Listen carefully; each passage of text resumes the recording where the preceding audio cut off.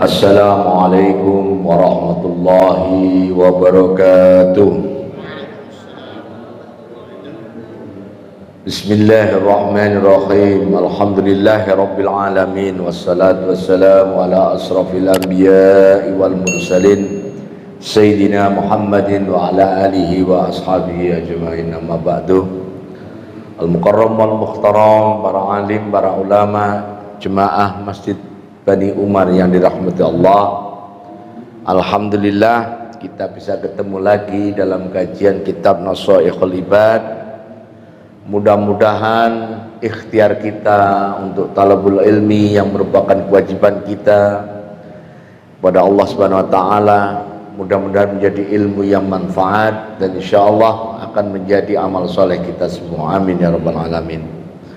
Salawat serta salam marilah kita senantiasa sanjungkan kepada junjungan alam Nabi besar Muhammad sallallahu alaihi wasallam yang sunnah-sunnahnya kita ikuti, sunnah-sunnahnya kita hidupkan, mudah-mudahan sebagai tanda cinta kita pada beliau yang kelak dengan ridhanya Allah dan pertolongan Allah, syafaat beliau akan disampaikan kepada kita semua dan kita bisa selamat di dunia maupun di akhirat. Amin ya rabbal alamin. Materi ngaji kali ini sudah di-share ya Bapak Ibu. Jadi makolahnya adalah makalah yang Ar-Rabi al-Asarah yang bab 55, makalah yang ke-14 terkait dengan obat hati yang Ibu Bapak sudah hafal lirik lagunya, sudah mungkin juga sudah menghayati maknanya. Namun karena ngaji kitab Nashaikhul Ibad itu guru saya menyampaikan kalau ngajar makalah yang di situ ada ibadahnya seperti sholat malam, seperti baca Quran dan sebagainya, maka dibuka referensi lain yang menjelaskan makalah itu. Sehingga ketika kita memahami kitab Nashaikhul Ibad, tidak hanya belajar kitab Nashaikhul Ibad, tapi juga belajar kitab lain. Nah, di makalah saya sampaikan kitab yang menjadi rujukannya, termasuk kitab-kitab yang menjadi dasar pemikiran dari penulis kitab ini, yaitu kitab Nashaikhul Ibad dan juga syarahnya yang ditulis oleh Imam Nawawi Al-Bantani.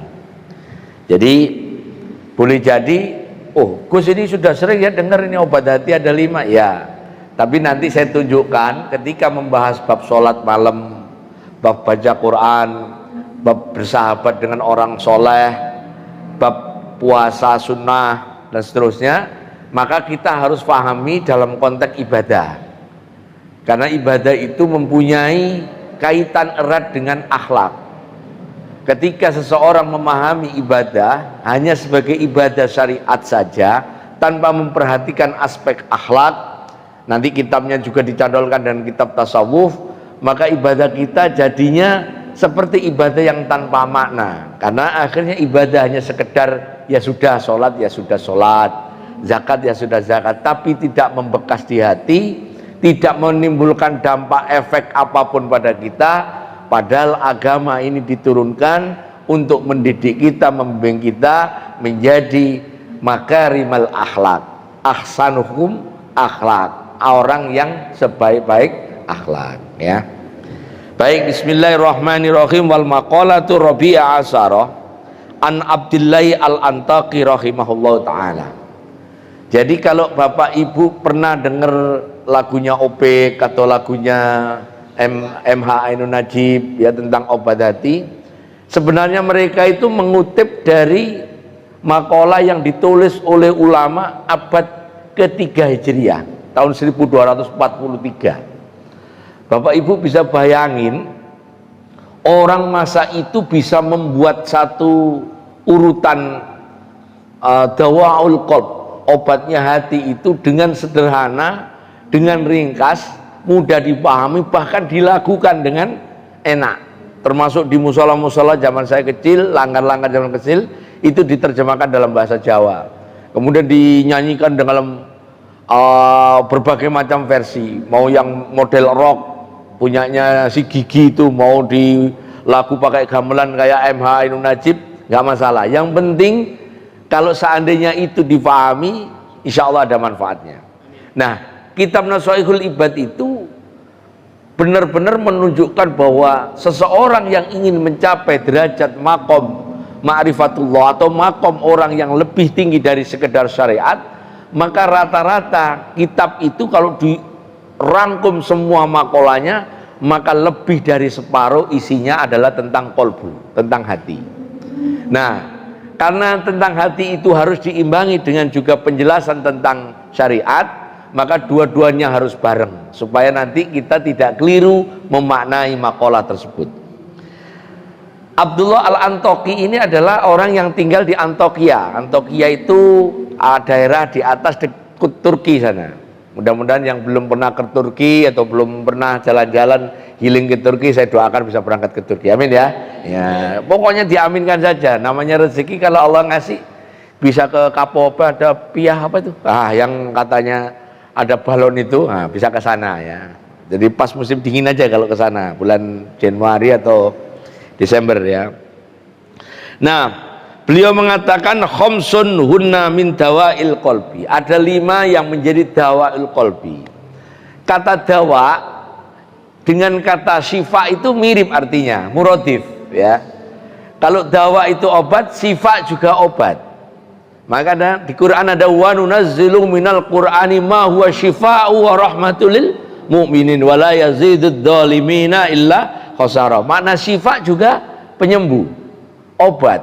Dawa juga penyembuh. Tempat untuk berobat namanya mustasfa, rumah sakit. Mustasfa.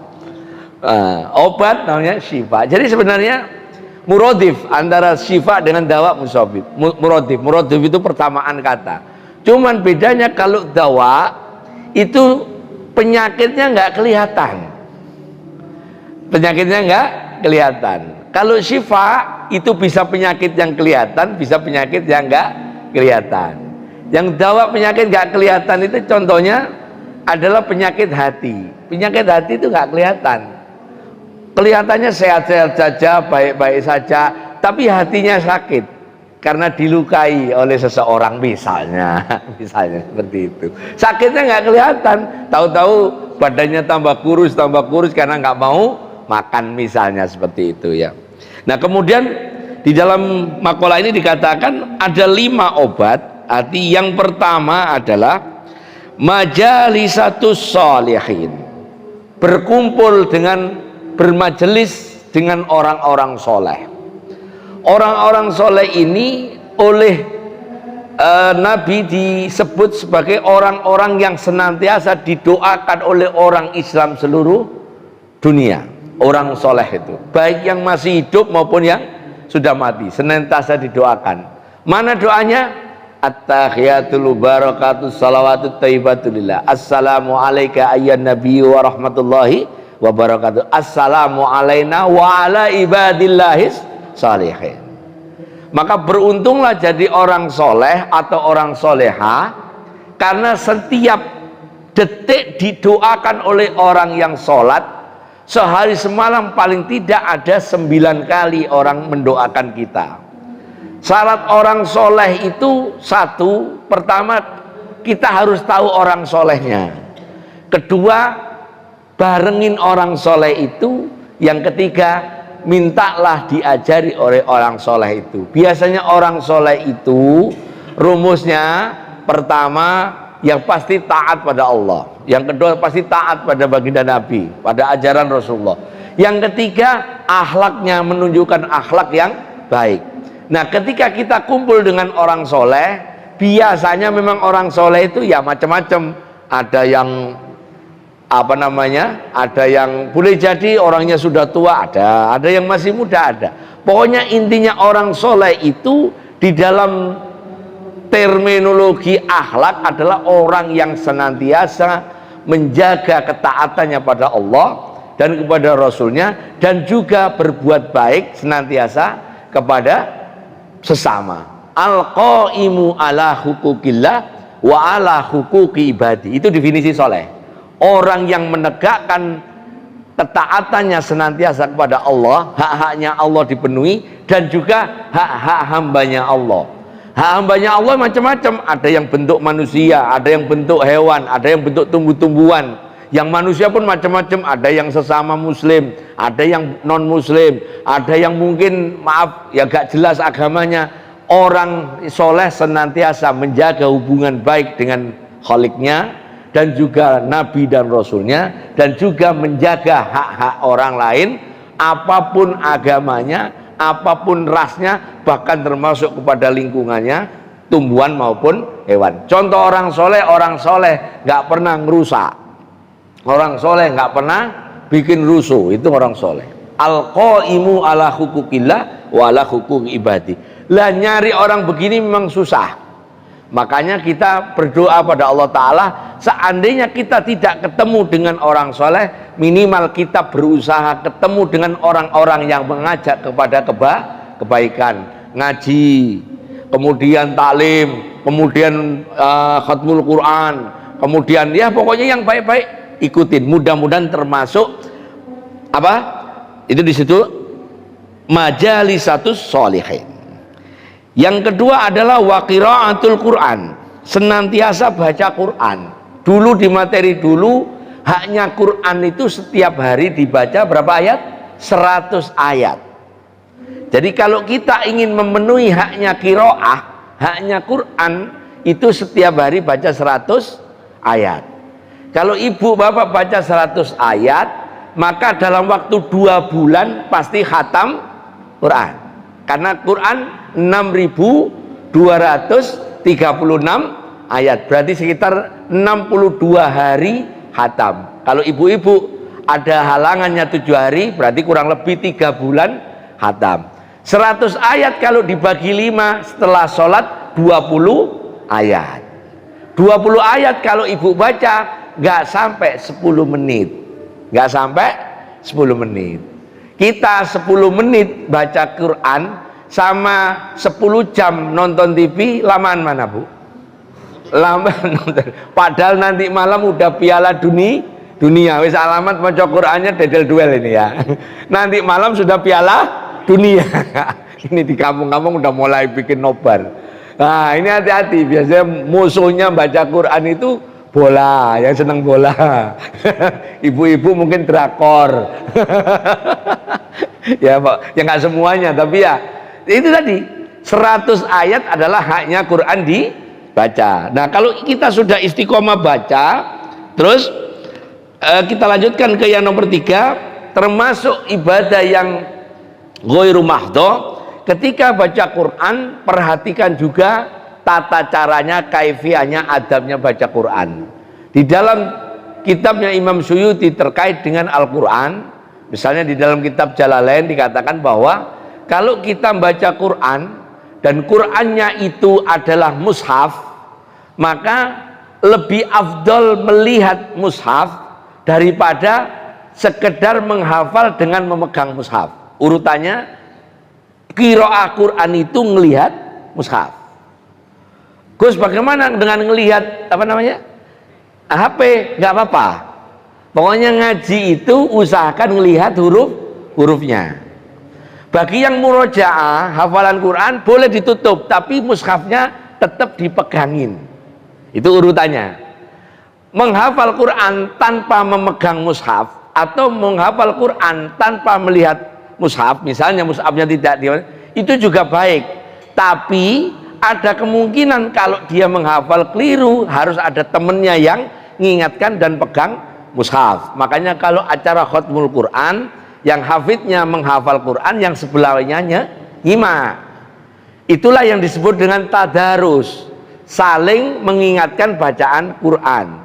Kalau Ramadan kita ngaji minimal 2 orang, yang satu baca, yang satu nyimak. Kalau yang baca itu hafal Quran, boleh nggak pegang mushaf, tapi yang nyimak pegang mushaf. Siapa tahu ada kekeliruan bacaan, ada kekeliruan wakof misalnya. Itu makna qiraatul Quran. Jadi qiraat Quran juga nggak sekedar qiraat.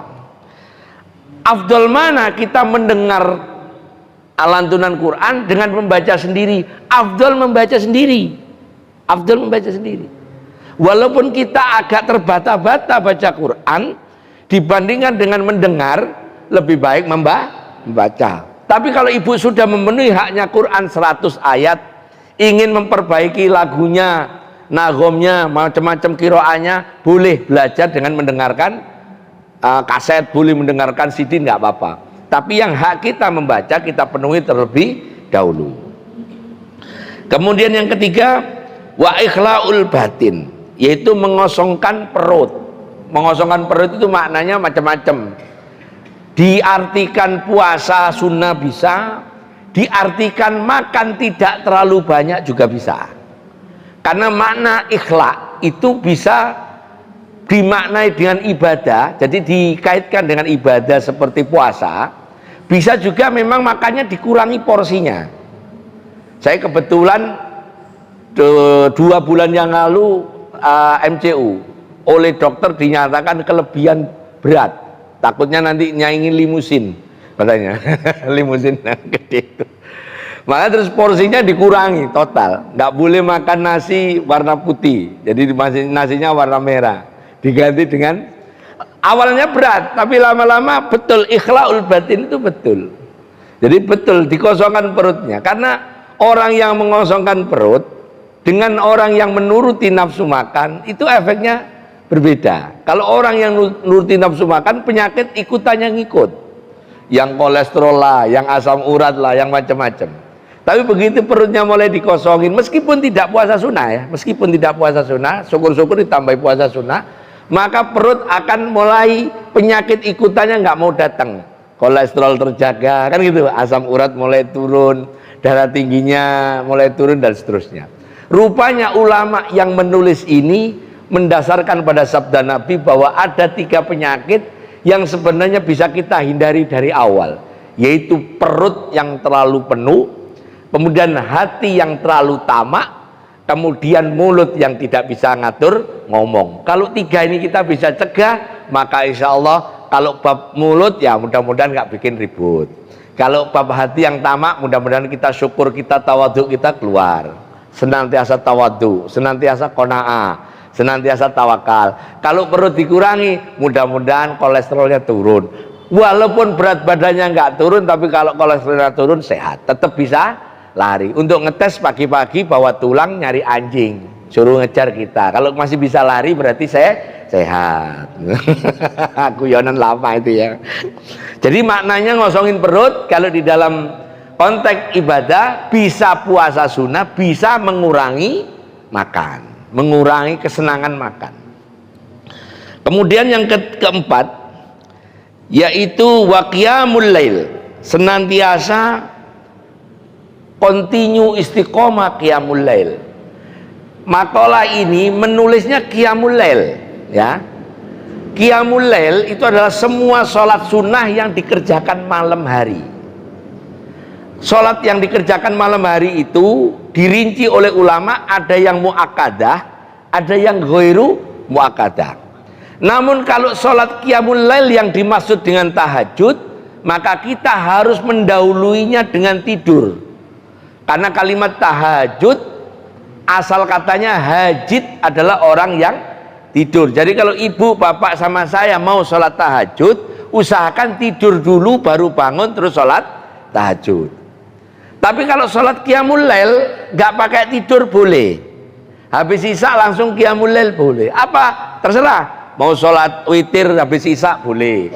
Mau sholat yang malam seperti sholat awabin boleh. Mau sholat taubat boleh. Mau sholat hajat boleh. Atau sholat sunnah mutlak di malam hari boleh. Dan itu tergolong qiyamul lail. Pokoknya dikerjakan di malam hari namanya qiyamul lail. Tapi khusus tahajud harus tidur dulu. Maka itu tahajud pasti qiyamul lail belum tentu tahajud. Gitu ya. Jadi ini pemahaman seperti ini harus clear. Supaya apa? Supaya kita tidak keliru memaknai makna tahajud. Karena tahajud itu ada proses terlebih dahulu namanya tidur. Entah 5 menit, entah 10 menit, entah setengah jam tidur dulu terus bangun, ambil air wudhu, sholat 2 rakaat, niatkan usolli sunatan tahajud, boleh. Tapi kalau kita belum ada tidur, maka statusnya sholat sunnah mutlak. Tetap dianggap sholat qiyamul lail tapi bukan tahajud. Nah ini istiqomah. Saya biasanya kalau hari-hari sibuk, sekarang ceramah udah mulai banyak, saya biasanya taruh sebelum subuh. Sebelum subuh. Subuh sekarang jam 4 lewat 6 ya. 4 lewat 6 atau lewat 5. Berarti jenengan bangun jam 4 kurang seperempat, itu masih bisa tahajud. Atau bangun jam 4 lah, jam 4 kurang 10 lah. Karena mesti cuci muka dulu, mesti gosok gigi dulu, mesti ya beberes lah. Masih cukup 5 menit untuk barang 2 rakaat sholat tahajud. Tapi jangan sampai kelewatan, karena kalau masuk sholat subuh udah hilang tahajudnya. Bagaimana dengan 1 menit sebelum subuh niat sholat tahajud, kemudian terdengar adzan, terusin tahajudnya. Misalnya baru Allahu Akbar, terus kedengeran apa? Adzan subuh. Terusin tahajudnya, selesaikan, nggak apa-apa. Tapi jangan tiap hari. Jangan tiap hari. Ya, itu berarti memang kebiasaan. Jangan. Pokoknya kalau bisa, kalau memang nggak kuat bangun di tengah malam, geser dikit jam 1, jam 2, ya sudah, bangun aja setengah 4 kalau sekarang. Itu paling enak, bisa 6 rakaat, bisa 8 rakaat, terus ditambah zikirnya dan sebagainya. Itu namanya qiyamul lail. Lah qiyamul lail yang dimaksud di sini adalah dimaknai kalau lihat sarahnya adalah tahajud.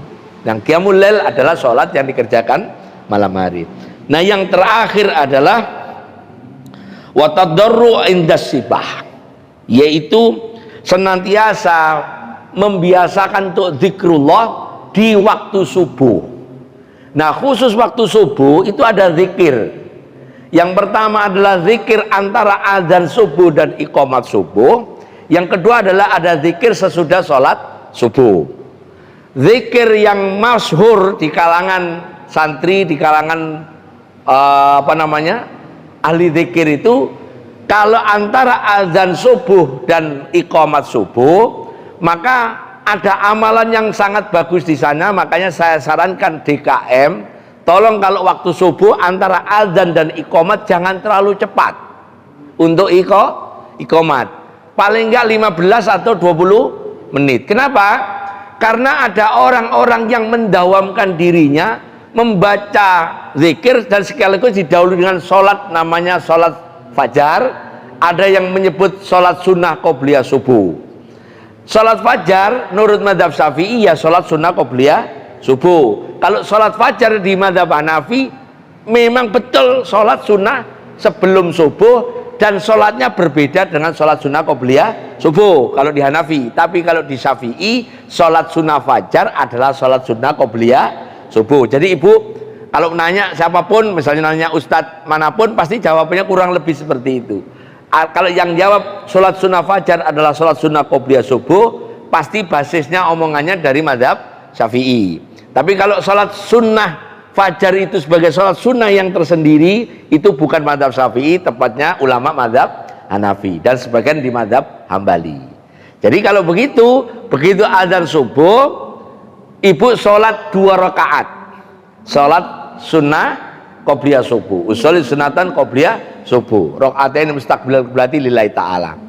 Saya punya ijazah terkait sholat sunnah qobliyah subuh karena nanti habis ini ada zikir subhanallah wa bihamdihi subhanallahil azim astaghfirullah, subhanallah wa bihamdihi subhanallahil azim astaghfirullah, subhanallah wa bihamdihi subhanallahil azim astaghfirullah 100 kali. Itu dibacanya sesudah sholat sunnah fajar.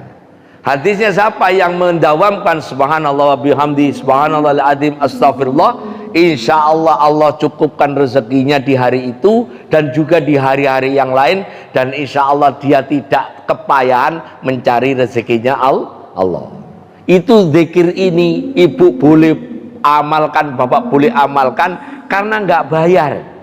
Karena nggak bayar. Ibu tinggal mau jalanin, Bapak tinggal jalanin.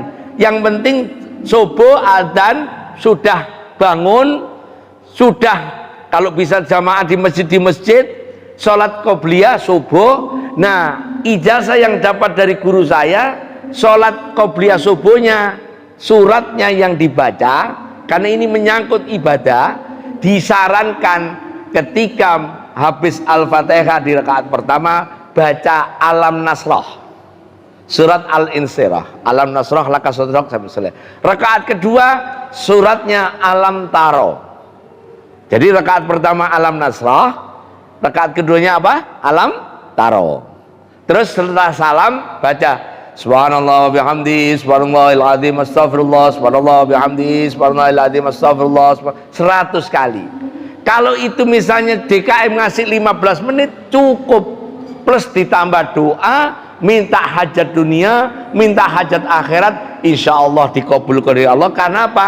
Itu zikir di waktu subuh, didengarkan langsung oleh Allah Ta'ala, dan Allah malu kalau seandainya ada hamba Allah ngangkat tangannya turun dengan keadaan kosong hampa. Maknanya Allah akan mengabulkan permintaan kita.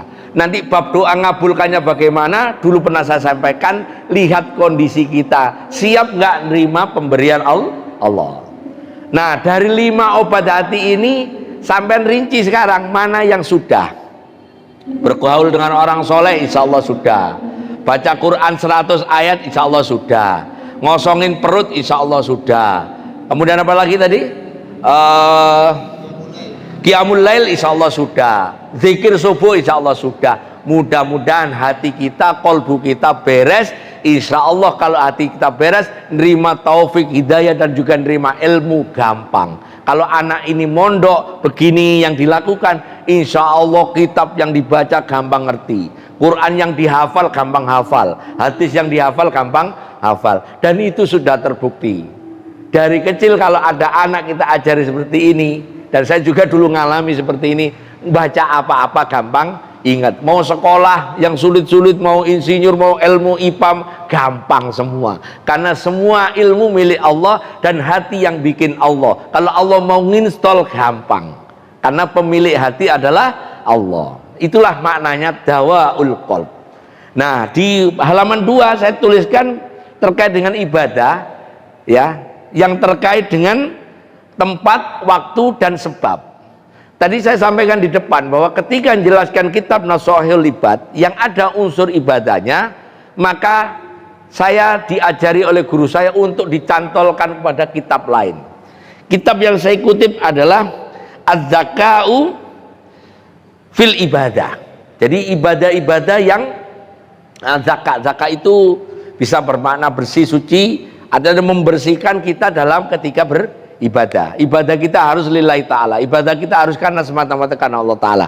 Namun karena ibadah itu oleh Allah diatur, kadang-kadang dikaitkan dengan tempat, kadang-kadang dikaitkan dengan waktu, kadang-kadang dikaitkan dengan sebab, kadang-kadang dikaitkan dengan ketiga-tiganya.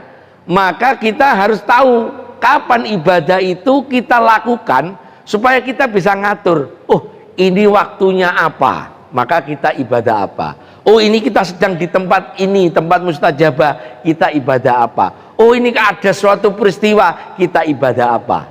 Oleh karena itu kalau orang mengerti begini, maka rata-rata orang yang ngerti terkait dengan syariat, terkait dengan ibadah, biasanya kalau sudah waktunya nyantai-nyantai. Tapi begitu ada sesuatu, sebutlah kayak kemarin tanggal 10 gerhana bulan, betul ya? Di sini ada salat gerhana bulan ya? Ada ya? Itu adalah ibadah karena sebab ada gerhana bulan. Dan ibadah sebab karena ada gerhana bulan nggak tiap hari, karena harus nunggu ada gerhana. Nah, saya tampilkan ada 4. Wa ammal ibadah mahdhah al-muqayyada fahiyallati qayadaha bi zamanin aw makanin aw wasfin muayyin. Yaitu ibadah mahdhah, ibadah yang terikat dengan tempat, waktu, dan sebab yang jelas. Maka kemudian ibadah dibagi menjadi beberapa kelompok. Silakan kalau yang sudah punya WA-nya kita sama baca sama-sama. Yang pertama adalah muqayyada bizaman wal makan ma'an. Ibadah yang terikat dengan zaman, waktu dan tempat secara bersama-sama. Contohnya haji. Haji harus di ashur maklumat.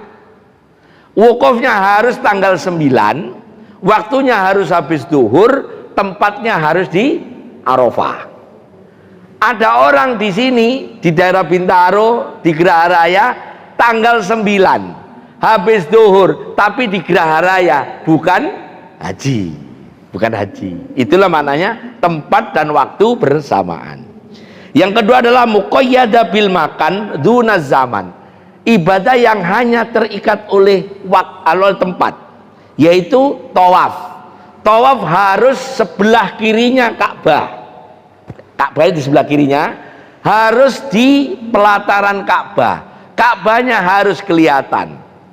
Ada orang pergi haji, pergi umroh di Mekah, di Masjidil Haram, tapi di luar masjid, ngelilingi masjid, nenteng tas. Itu bukan tawaf, belanja. Nenteng tas ya.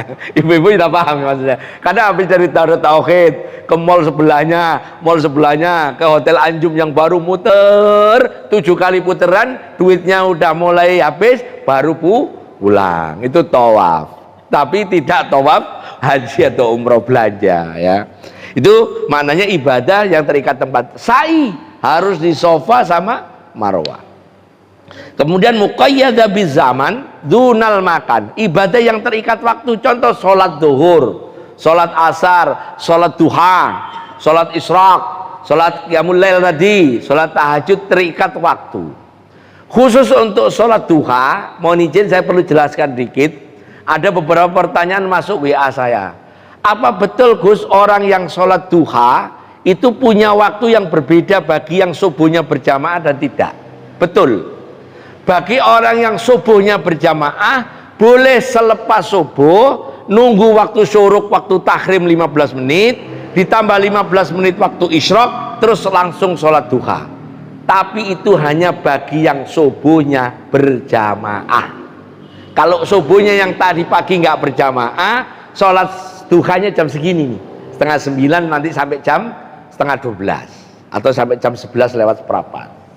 Jadi orang yang duhanya boleh di awal waktu hanya khusus untuk yang subuhnya berjamaah. Clear ya? Jadi besok-besok kalau ada Ustadz menjelaskan ini, alasannya apa? Mengistimewakan orang yang sholat subuh berjamaah. Dan Nabi kalau sholat duha seperti itu, subuh berjamaah, beliau zikir, nunggu syuruk, 1 tombak rumhen itu 15 menit, tambah 1 tombak lagi, beliau sholat isyraq 6 rakaat, terus setelah beliau sholat 6 rakaat, beliau sholat duha 8 rakaat, kadang 12 rakaat. Yang nyaksikan Ibnu Abbas. Itu sholat duhanya Nabi. Tapi kalau Nabi pas perang, sholat subuhnya kadang nggak berjamaah, misalnya beliau siangnya baru sholat duha. Makanya Ibu Aisyah mengatakan Nabi jarang sholat duha di rumah. Nah, itu maknanya. Jadi besok ngerti ya, kalau sampean habis sholat subuh langsung duha boleh. Tapi kalau subuhnya tadi kesiangan terus sholat sendiri, duhanya jam segini. Duhanya jam segini. Hukumnya apa bedanya? Hukumnya sama saja, cuman hanya perlakuannya syariat kepada orang yang subuh berjamaah diistimewakan ya. Termasuk orang yang sholat isyraq, itu harus syaratnya sholat subuhnya berjamaah. Hadisnya kan Nabi sholat berjamaah, terus duduk berzikir, nunggu matahari terbit, nunggu 1 tombak, terus beliau sholat isyraq. Sholatnya 6 rakaat. Ka'ajri haji wal umroh, tamah. Berarti 1 haji 1 umrohnya itu dari 2 rakaat 1 salam. Karena ini 3 tamah. Berarti ada 6 rakaat, ada 3 salam. Gitu ya, untuk waktu. Kemudian muqayyada bisabab, sholat istikharah, sholat wudu, sholat gerhana, sholat tahiyatul masjid, itu adalah sholat karena sebab. Muqayyada bil hal, jamak qashar, sholat qashar, sholat jamak baru boleh kalau memenuhi syarat halnya. Terus ibadah mutlaqah, baca Quran, sholawatan, zikrullah, bebas. Yang penting kita tahu tata caranya, maka itu dianggap sebagai ibadah. Dan ibadah kalau karena Allah Ta'ala, insya Allah ibadah yang diterima oleh Allah Subhanahu Wa Ta'ala. Saya kasih doa di belakang, doa terkait dengan supaya Allah menghindarkan kita dari ujian harta dunia dan nafsu syahwat. Kenapa di kitab Nasoihul Ibad itu diajarkan untuk kita berlindung dengan perkara dunia. Perkara dunia memang boleh dicari dan harus punya juga karena untuk modal ibadah, tapi jangan sampai menyeret kita, menyebabkan kita pertama fasik, kufur pada Allah Ta'ala, dan juga kita menjadi abai dengan perintah Allah Ta'ala. Makanya setelah tahiyat akhir sebelum salam, Nabi mengajarkan satu doa. Doa yang pertama adalah itu, An Abi Hurairah radhiyallahu anhu qala Rasulullah sallallahu alaihi wasallam, idza tasyahhada ahadukum falyasta'id billahi min arba. Jika orang tahiyat, sesudah tahiyat kemudian sebelum salam, hendaklah dia berlindung dari 4 perkara.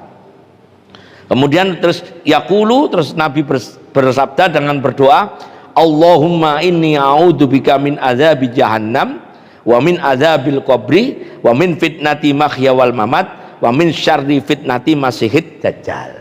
4 perkara ini kita minta sebelum salam. Mudah-mudahan Allah menjauhkan kita dari neraka jahanam, menjauhkan kita dari azab kubur, menjauhkan dari fitnah dunia. Fitnah dunia itu begini loh, kita nggak punya uang, tiba-tiba punya uang banyak, malah masalahnya tambah banyak. Yang semakin sulit lah ini, nanti kalau beli mobil keserempet ke bengkel, rumit. Nyetir mobil dadak nabrak pagernya rumah orang, benerin pagernya orang. Mundur nabrak becaknya orang bayarin, gojeknya orang. Akhirnya punya harta tapi malah ribet. Itu namanya fitnah dunia. Yang kita minta, kita dapat dunia yang banyak, tapi hati kita itu kalau bisa tidak terseret ke harta itu. Tetap nyaman, harta dipakai untuk ibadah. Pengen umroh bisa berangkat, pengen ke Turki bisa berangkat, pengen sodako bisa, pengen ngasih anak yatim bisa. Itu harta yang barokah. Nah kita tinggal milih, mau harta yang nomor 1 tadi banyak tapi bikin repot, atau harta yang nomor 2. Makanya paling enak jadi orang cukup. Jadi orang cukup. Mau haji cukup, mau beli mobil cukup, mau makan enak cukup. Enakan jadi orang cukup daripada orang kaya. Orang cukup pasti orang kaya. Nah, kalau orang kaya belum tentu cukup. Nah gitu ya. Jadi saran saya, ini doa ibu bapak amalkan, karena ini nggak perlu ijazah, ini langsung dari Rasulullah. Begitu fil alamina innaka hamidum majid, jangan langsung salam. Allahumma inni a'udzubika min adzabi jahannam wa min adzabil qabri wa min fitnati mahya wal mamat wa min syarri fitnati masihid dajjal. Baru assalamualaikum warahmatullah, assalamualaikum warahmatullah. Amalkan cuman 5 kali sehari di sholat fardu. Bagaimana kalau dibaca di sholat sunnah? Biasanya tidak dibaca di sholat sunnah, karena ini memang Nabi idza tasyahada ahadukum, konteksnya tasyahud di sholat fardu, dan ini diamalkan oleh Ibu Aisyah radhiyallahu anha. Kemudian sesudah salam baca doa, Allahumma inni a'udzubika minal bukhl wa a'udzubika minal jubni wa a'udzubika min ardali ila ardalil umur wa a'udzubika min fitnatid dunya wa a'udzubika min adzabil qabri. Ini dibaca sesudah sholat, sesudah subhanallah 33, alhamdulillah 33, Allahu akbar 33, terus baca doa ini. Nah begitu tutup, Rabbana la taj'alna fitnatan lil ladzina kafaru waghfir lana Rabbana innaka antal azizul hakim. Surat Al-Mumtahanah ditambah wa illa tasrif anni kaidahun asbu ilaihin wa akum minal jahilin. Insyaallah Allah kalau nitipkan harta ke kita, kita tidak kerepotan. Kalaupun seandainya kita sulit mencari harta, Allah mudahkan. Kalau seandainya kita punya rezeki, Allah jadikan rezeki itu barokah. Dikasih anak, anaknya sehat. Dikasih istri, istrinya sehat. Dikasihnya istrinya tambah glowing. Ah, barokah. Insya Allah. Sampai sini materinya sudah di-share ya Bu ya. Ibu bapak bisa amalkan. karena yang ijazah ini tidak pakai ijazah, ini berdasarkan penafsiran hadis dan juga syarah hadis. Jadi ibu langsung bisa amalkan. Yang pertama diamalkan sebelum salam, kemudian yang kedua diamalkan sesudah zikir, kemudian yang ketiga doanya sesudah zikir. Ada 3 wirid. Wirid yang pertama sebelum salam, wirid kedua sesudah salam, wirid ketiga sesudah zikir yang lain, termasuk baca a'udzu bikalimatillahi tammati min syarri ma khalaq, bismillahirrahmanirrahim, ma'asmi syai'un fil ardi wala fis sama wa samiul alim, boleh dibaca. Terus ditutup doa surat Mumtahanah ayat 5 dan surat Yusuf ayat 33. Insyaallah ini jadi ilmu manfaat, bisa kita amalkan sama-sama. Mudah-mudahan bulan depan sudah kelihatan hasilnya. Ya Allah, insyaallah ini dikabul oleh Allah Ta'ala. Amin ya rabbal alamin. Silakan kalau ada yang ditanyakan. Ada 20. Ustadz Dirga, tafadhal masykuran. Bismillahirrahmanirrahim. Terima kasih Gus matur suwun atas waktunya. Kita memang sudah sering membaca doa sebelum salam itu kan, ketika di akhir kan yang paling terakhir itu kan wa a'udzu bika min fitnatil masiihid Dajjal ya. Yang saya promo itu kan ya memang sih hari kiamat itu Masih jauh. Iya. Dajjal yang muncul, nanti Nabi Isa pun juga muncul juga ketika perang. Iya. Nah yang saya pertanyakan situ, fitnah Al-Masih Ad-Dajjal itu seperti Apa? Kok kita disuruh doa itu? Iya, iya. Supaya kita mengikuti Dajjal dan tetap mengikuti siapa? Nabi Isa. Iya. Iya, betul. Terima kasih. Waalaikumsalam warahmatullahi. Kalau jenengan buka kitab sarohnya di Fathul Bari, kenapa doa ini diajarkan oleh Nabi kepada Aisyah dan kepada kita? Padahal kiamatnya masih jauh, Dajjalnya belum ada. Dajjalnya kan belum ada kan? Nah, tapi kenapa Nabi menyebut kalimat fitnatu masihid Dajjal? Fitnahnya Al-Masih. Kata Al-Masih itu kan ada 2. Al-Masihu ibnu Maryam. Ibnu Maryam siapa? Isa. Al-Masih ibnu Maryam. Yang kedua Al-Masih Dajjal. Al-Masih yang namanya Dajjal. Nanti di hari kiamat 2 orang ini, yang satu memang Al-Masih yaitu Isa ibnu Maryam, yang satunya lagi ngaku Al-Masih, tapi sebenarnya dia Dajjal. Itu penyebutan Al-Masih di situ. Al-Masihud Dajjal. Nah, doa ini kenapa dibaca ketika Dajjal belum nyampe, belum ada, dan kita juga belum kenal wujudnya kayak apa. Tapi fitnahnya Dajjal itu ada dari sejak Nabi Muhammad, bahkan sejak Nabi Adam, Dajjal itu sudah ada fitnahnya. Fitnah itu maknanya ujian, atau orang-orang yang sekiranya itu nanti menjumpai Dajjal beneran dengan sekarang yang kita belum jumpai, fitnahnya kurang lebih sama. Fitnahnya Dajjal itu di dalam kitab Al-Kabair saya bisa sebutkan 3. Yang pertama adalah melihat yang zahir dengan mengabaikan yang batin.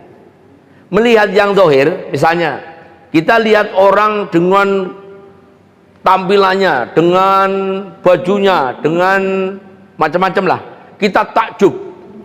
Tapi kita abai dengan yang tersembunyi batin.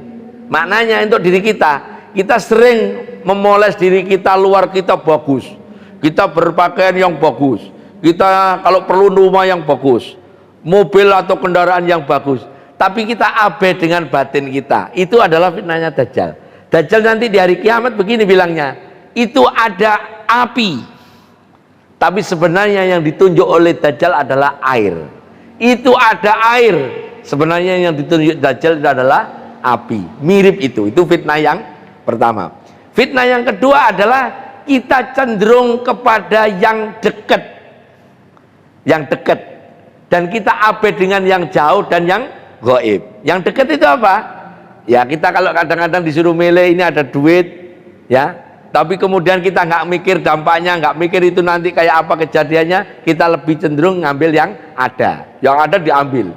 Nggak peduli itu subhat, nggak peduli itu haram, diambil. Yang penting ada dulu deh, nanti urusan lain tobat, misalnya begitu. Itu Dajjal, ilmunya Dajjal itu. Udah ambil aja, nggak apa-apa, kan nanti nggak bisa tobat. Gitu. Itu Dajjal itu. Ambil aja bos, aman, nggak ada yang tahu. Nanti kalau campur-campur dosa dikit, sodakoin ke anak yatim kan beres. Nah, itu dajjal itu. Itu dajjal itu.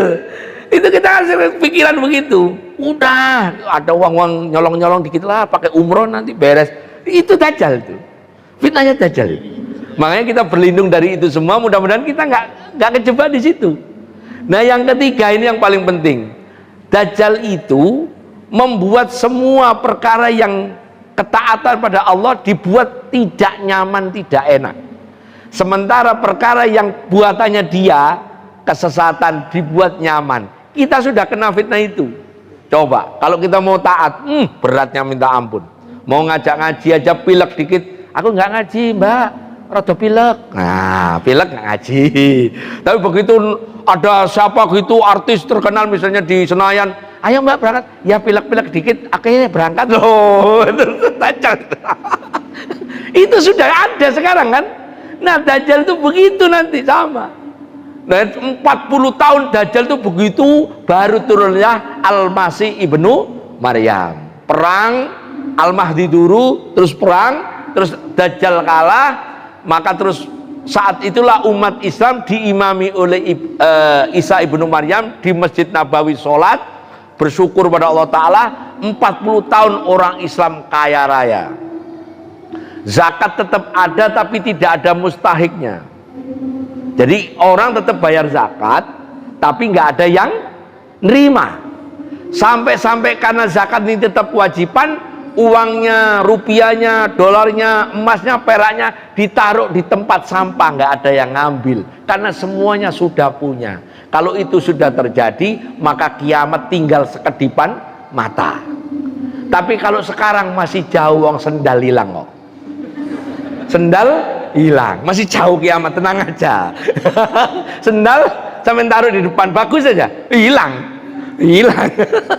Nggak usah ngomong sepeda ya, nggak usah ngomong sendal. Itu berarti kiamat masih jauh. Kira-kira itu ya yang dimaksud dengan Allahumma inni a'udzubika min adzabi jahannam. Di riwayat lain, Allahumma inni a'udzubika min adzabin nar wa min adzabil qabri wa min fitnati mahya wal mamat wa min fitnati masihid dajjal. Di teks yang lain, wa min syarri fitnati masihid dajjal. Mudah-mudahan terjawab Pak Ustadz Dirga ya. Tafadhol. Mungkin yang lain, monggo. Dari ibunya, bapaknya, monggo. Monggo ibu, bunda, nggih. Assalamualaikum warahmatullahi wabarakatuh. Waalaikumsalam. Pak mau nanya Pak, doa sesudah tahiyat akhir. Ye. Kalau kita baca, Ya muqallibul qulub tambahin. ya kita baca dalam hati aja. Oh iya. Boleh nggak? Iya. Boleh nggak? Oke. Terima kasih. Assalamualaikum. Di hadisnya tadi bunyinya adalah begini. Idza tasyahada ahadukum fasta'id billahi min arba. Tasyahudnya disebut oleh Rasul, jika kalian bertasyahud ketika sholat, maka mintalah, berlindunglah dari 4 perkara. Kalau tasyahudnya tadi ibu kan ucapkan at-tahiyatul barakatuh salawatut thayyibatulillah, assalamu alayka ayyan nabiy wa rahmatullahi wabarakatuh, assalamu alayna wa ala ibadillahi sholihin, asyhadu an la ilaha illallah wa asyhadu anna muhammad rasulullah, Allahumma shalli ala sayyidina Muhammad, sampai fil alamina innaka hamidum majid. Ibu itu dalam hati apa diomong? Tasyahudnya dalam hati. Tasyahudnya at-tahiyatulnya dalam hati apa tasyahudnya diomongin? Nah, karena tasyahudnya diomong, maka fal yasta'id billahi arba, dengan ngomong, tidak di dalam hati. Kecuali ibu minta perkara doa atau sesuatu masalah yang itu ibu tidak tahu arti bahasa Arabnya, maka di dalam hati. Misalnya, mohon maaf ya, boleh kita memasukkan doa di sholat kita, di tahiyat akhir misalnya, dengan doa yang bersifat duniawi. Misalnya ibu atau saya sedang punya masalah nggak selesai-selesai, terus kita ketika Allah fil alamina innaka hamidum majid, nggak baca ini ya ceritanya, terus saya dalam hati pikir ini, ya Allah, ini mudah-mudahan masalah saya selesai, urusan saya gampang, dan mudah-mudahan semuanya baik-baik saja. Assalamualaikum, itu dalam hati memang wajib. Karena ibu atau saya sedang membaca doa yang tidak dalam bahasa Arab. Kalau itu keceplosan, ya Allah, aku kok rumit banget, batal. Batal. Batal kalau itu. Keceplos ya. Nah, oleh karena itu doa sesudah tahiyat sebelum salam yang dari Abu Hurairah dari riwayat Muslim ini, usahakan sama dengan tahiyatnya dibaca. Biasanya orang jemaah nanya, boleh nggak ditambah ya muqallibal qulub? Boleh. Ya muqallibal qulub sabit qalbi ala taatik atau sabit qalbi ala dinik, boleh. Tambah robbana la tuzigh qulubana, boleh. Karena itu semuanya pakai dalam bahasa Arab. Rumus doa di dalam sholat itu, selama itu masih menggunakan doa yang ma'thur dari hadis, dari Quran, boleh. Tapi kalau sudah memasukkan doa karangan sendiri dan kira-kira itu tidak ada di hadis, maka dalam hati. Itu teorinya begitu ya. Jadi kalau ibu boleh, boleh, nggak apa-apa. Dan itu doanya di tahiyat. Orang-orang menafsiri doanya di sujud terakhir. Padahal kalau sujud terakhir itu baca doa, berarti sujud terakhir dibandingkan dengan sujud rakaat pertama, rakaat kedua, rakaat ketiga, kalau itu sholat duhur atau rakaat 4, itu beda. Imam Nawawi mengatakan kalau orang sujudnya, rukuknya nggak sama panjangnya, sujud terakhir itu lebih lama, dianggap merubah bentuk sholat. Dianggap merubah bentuk sholat. Makanya kalau sholat di sujud terakhir nggak usah tambahin doa yang tadi, cukup dibaca di sesudah tahiyat atau tasyahud. Clear ya? Mudah-mudahan terjawab. Oke, lanjut, silakan Bu. Monggo. Waalaikumsalam warahmatullahi wabarakatuh. Saya kan kerja, Ustaz. Duha itu saya biasanya setengah 8. Mau berangkat. Kalau dari sisi kerjaan serupa. Meeting atau pertama. Itu gimana, Ustaz? Oke, tapi subuhnya tadi berjamaah Anda atau sendiri? Di rumah sendiri. Oke, boleh nggak ya? Iya, sama subuh juga kan saya kadang-kadang asal subuh mikir, ada wiridan. Itu jam 6 kurang 10 jam 6 saya sholat subuh. Sholat Isra. Isra. Saya beberapa sebentar mandi berangkat terus sholat duha. Habis sholat Isra sholat duha. Iya. Nunggu sampai baca dikit. Iya. Oke. Suka lupa. Oke. Baik. Saya tunjukkan karena muqayyada lil zaman, ibadah yang terikat dengan waktu. Saya tunjukkan teorinya ya. Ibu pegang jam, pegang handphone ya. Kalau di handphonenya ada aplikasi Muslim Pro atau Kesan, cari jadwal waktu syuruk. Jadwal syuruk. Syuruk sekarang jam 5 sebentar. 5 berapa ya? Syuruk sekarang jam 5.23. Oke ya. Syuruk sekarang jam 5.23. Makanya kalau kita mau sholat isyraq dan sholat duha pakai teori ini. 5.23 ditambah 15 menit berarti 5.38 ya. Jam 5.23 sampai jam 5.38 ibu, saya, bapak nggak boleh sholat karena itu waktu tahrim.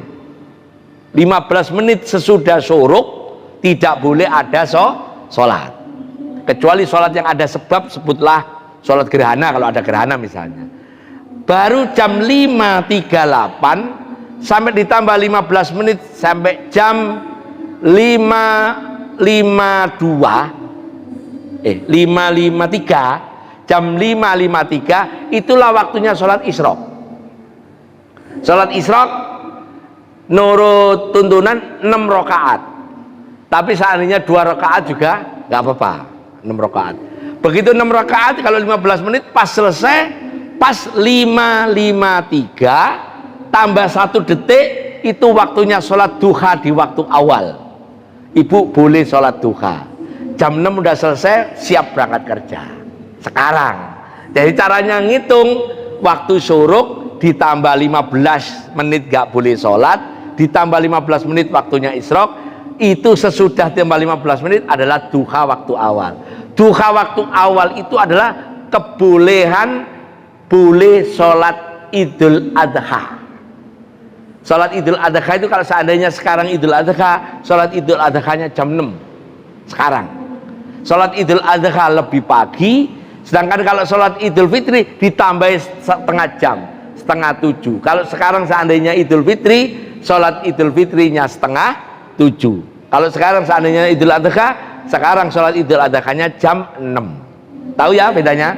Nah, nanti waktu kalau sudah menjelang Desember itu subuh pagi. Tapi nanti mulai Januari, Februari, Maret udah mulai turun lagi tuh. Subuhnya setengah 5, bahkan jam 5 sampai jam 5 kurang seperempat. Soroknya pasti beda, Bu. Soroknya pasti beda. Nah, sekarang saya ajari supaya nggak lihat aplikasi. Kalau ibu tahu waktu subuh, maka bisa ngitung waktu sorok.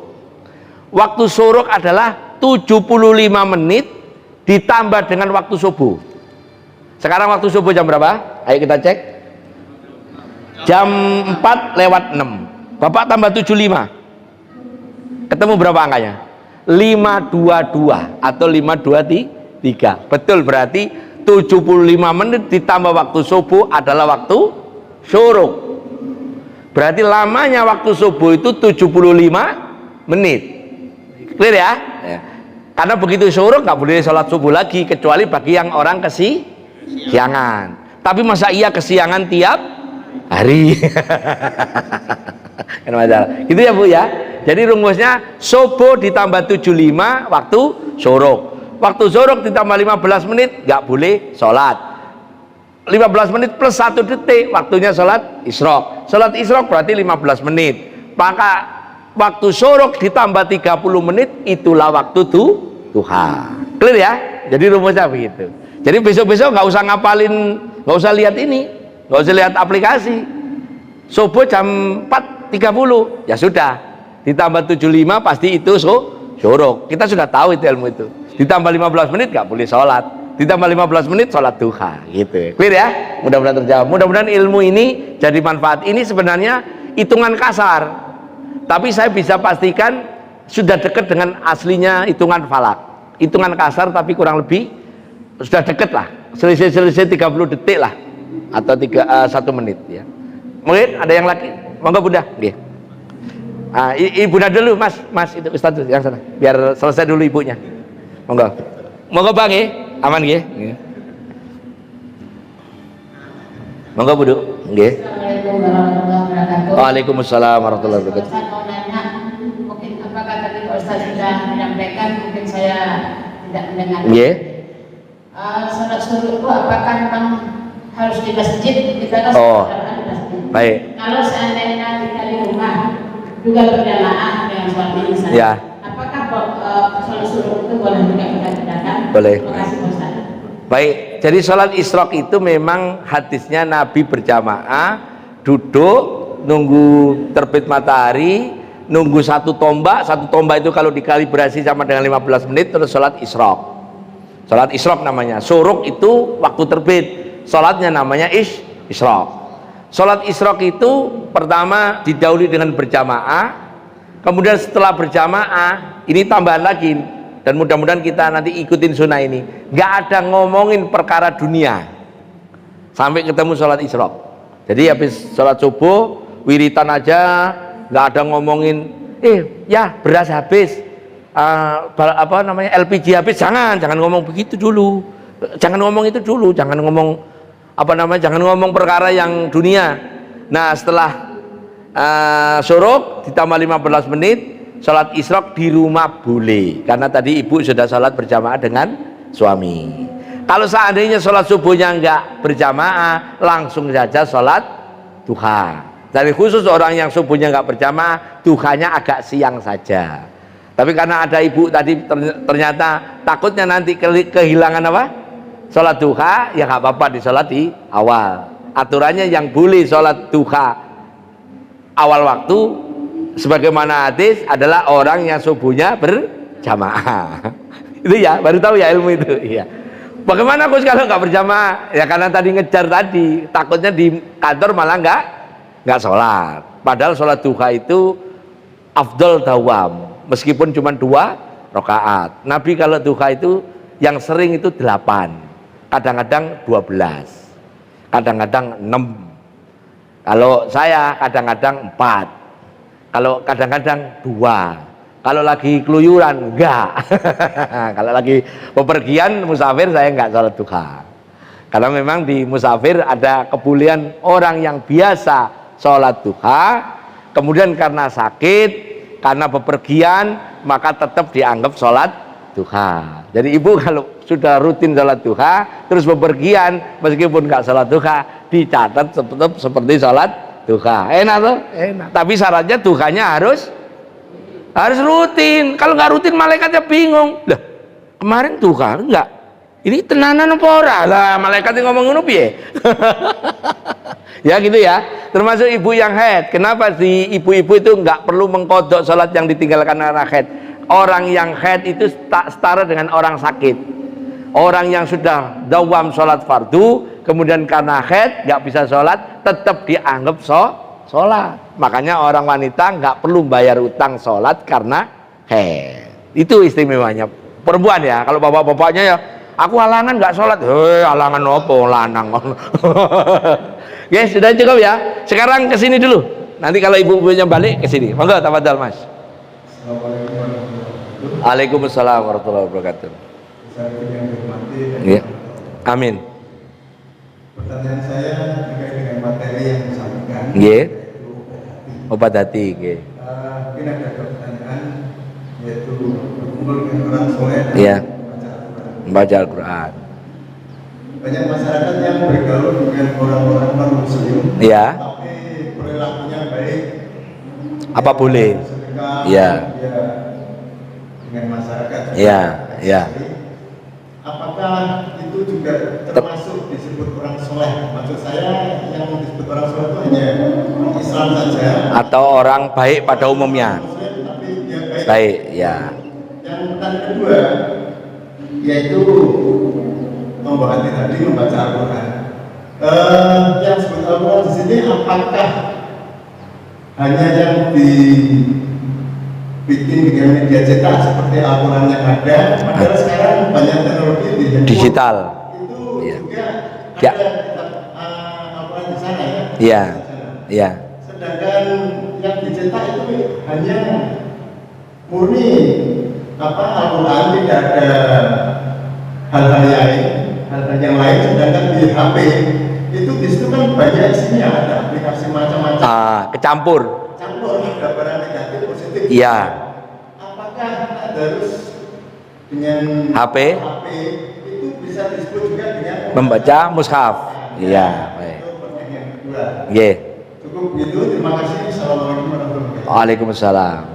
Definisi soleh ai al-qaimu ala hukukillah wa ala hukuki ibadi. Kalau kita nyebut kata soleh, pasti orang yang taat pada Allah dan Rasulnya, memenuhi haknya Allah dan Rasulnya, dan bergaul baik dengan orang siapapun. Itu orang soleh. Nah pertanyaannya, apakah orang soleh ada orang yang non muslim? Kalau pakai terminologi soleh nggak ada. Tapi kalau orang baik, yaitu definisi soleh yang setengah tadi, wa ala hukuki ibadi, dia juga ahli sodako yang muslim ini, dia juga baik, suka nolong, bahkan lebih nolongnya lebih jos dibandingkan orang muslim. Maka seandainya itu di kita bersama mereka apa boleh? Boleh, nggak apa-apa, nggak apa-apa. Yang penting kita sudah tahu bahwa dia secara akidah berbeda, tapi secara akhlak orang ini baik, dan nggak apa-apa. Kita bekerja sama dengan mereka untuk kebaikan, nggak apa-apa. Yang dilarang dalam konteks kita bergaul dengan orang non muslim nggak baik adalah dulu zaman Nabi, rata-rata orang yang bergaul dengan Nabi rata-rata memusuhnya Nabi. Makanya Nabi bikin jarak supaya dia tidak memberi mudarat kepada Nabi dan umatnya di Medina. Nah ketika zaman berubah, sebutlah masa Khalifah Harun ar-Rasyid, saya cerita ya. Di kitab Sirah Nabawi atau kitab-kitab terkait dengan kekhalifahan Bani Abbasiyah, Harun ar-Rasyid itu tiap hari bergaul dengan paling tidak 3 orang Nasrani. Karena tiga-tiganya penasehat raja. Ada penasehat sains, ada penasehat pemerintahan, ada penasehat militer, dan tiga-tiganya orang Nasrani. Kalau dipikir-pikir, Harun ar-Rasyid kurang alim kayak apa? Harun ar-Rasyid itu kurang alim kayak apa? Beliau pendiri Baitul Hikmah, semacam universitas Islam masa itu. Tapi bergaulnya sama penasehatnya adalah Nasrani. Bahkan orang Nasrani nyarankan Harun ar-Rasyid, kamu bikin universitas kayak zaman Romawi dulu. Kamu bikin itu perpustakaan kayak zaman Yunani dulu. Semuanya nasihatnya dituruti, dan Baghdad menjadi pusat ilmu waktu itu. Hampir 6 abad Abbasiyah menguasai dunia. Berarti bergaul dengan mereka boleh. Saat itulah muncul orang yang memang nggak cocok dengan Harun ar-Rasyid, ngeritik, ya nggak apa-apa, ngeritik tetap diterima. Nah, itulah maknanya. Apakah boleh? Jawabannya boleh. Contohnya ada di beberapa kitab sejarah. Namun kalau kita bergaul dengan konteks ini tadi, ya soleh yang muslim, ya kalau ini tadi. Tapi kalau pertanyaan dilanjutkan, apa boleh bergaul dengan non? Boleh. Bahkan mohon izin, saya di kantor itu anak buah saya juga ada non muslim, atasan saya non muslim, ya biasa. Bahkan juga saling menasehati. Termasuk kalau kita rapat hari Jumat, pasti nanya gini, si bos, ini Jumatan jam berapa ini kita rapat mulai? Jumatan saya bilang aja 11:30, dah 11:30 bubar. Malah yang ngomong si bos, agamanya Nasrani. Nah, kapan hari saya punya bos yang nggak Nasrani, ya bablas malah Jumatan, malah orang genah, gimana bagusan dia. Karena konteks itulah kita ambil, mana yang baik ya kita ambil, mana yang kurang baik ya jangan diambil. Nah, yang kedua mengenai hukum mushaf di HP. Mushaf di HP, tulisan Quran di HP itu barang baru. Zaman Nabi, zaman Khulafaur Rasyidin, zaman asal nggak akan ada. Cuman saya punya kias. Dulu Abdullah bin Mas'ud selalu nenteng. Abdullah bin Mas'ud itu kan qori'nya Nabi. Di ontanya itu ada tas. Isinya lembaran-lembaran kurma, pelepah kurma, lembaran-lembaran kulit domba. Isinya Quran, tulisannya Zaid bin Sabit. Abdullah bin Mas'ud nenteng itu tas. Nah, ketika Abdullah bin Mas'ud menuju ke kamar kecil lah sebutlah, itu tasnya tetap ditaruh di onta. Ditanya oleh orang, kenapa engkau taruh mushaf tetap di onta sementara kamu? Iya, karena apa? Tas saya ada mushaf. Berarti rumusnya, kalau mushafnya nggak terbuka, kalau dalam hal ini, seandainya Abdullah bin Mas'ud bawa ke tempat toilet juga boleh, karena mushafnya tertutup rapi di dalam tas, ya. Sama dengan handphone. Handphone ini kalau saya nggak buka Qur'annya, saya bawa ke toilet boleh, karena Qur'annya tidak dibuka, tidak open. Tapi kalau sedang open, ibu masuk toilet, bawa masuk toilet nggak boleh, karena di situ ada tulisan ayat Al-Quran. Sama dengan cincin persis. Saya punya cincin ada tulisannya La ilaha illallah Muhammad Rasulullah. Begitu saya masuk toilet, cincinnya saya lepas, saya kantongin. Tapi saya kan masuk toilet sama kantong-kantongnya toh. Nggak saya taruh cincin emasnya nggak, atau cincin peraknya nggak saya taruh luar kan. Kalau taruh luar hilang. Bawa masuk boleh, karena tulisan Allahnya ketutup sama kantong. Nah, pertanyaannya saya tambahin lagi, beliau nanya tadi, Quran di HP itu ada aplikasi ini, bahkan mungkin maaf ya, ada yang nggak kenal TikTok, yang orang joget-joget, udah keburu kesimpen karena dapat kiriman dari grup WA, kecampur dengan Quran. Ya kalau sampai sedang buka mushaf, TikToknya tutup, gambar TikToknya tutup. Kalau ini satu baca Quran, yang satunya joget-joget, itu yang nggak boleh. Kan bisa dibuat dua layar lah. Nah, yang satu TikTok joget-joget, yang satunya itu nggak boleh. Tapi kalau sampai tutup, terus yang dibuka mushaf saja nggak apa-apa. Karena ini barang baru. Bahkan di buku saya Fikih Muslimah yang saya karang sama istri saya, bab A, huruf A Al-Quran, mushaf yang ada di HP, seandainya terbuka hukumnya sama dengan mushaf. Orang yang head pun nggak boleh pegang. Makanya kalau sedang haid jangan pernah buka aplikasi Al-Quran, karena ibu sedang membawa mushaf. Gitu ya. Jadi terjawab ya. Mudah-mudahan kalau seandainya buka mushaf aplikasi bareng dengan aplikasi lain yang tidak senonoh lah gitu, gak boleh. Berarti talbisul haq bil batil, nyampur perkara yang hak menjadi yang dengan perkara yang batil. Tapi memang sebaiknya, saran saya ini, saya nggak pernah ngaji di handphone saya. Bahkan di sini aplikasi Quran nggak ada, kecuali yang ada di aplikasi Kesan, itu pun jarang saya buka. Saya tetap lebih senang bawa mushaf yang kecil itu, beda rasanya dengan yang di handphone sama yang di mushaf.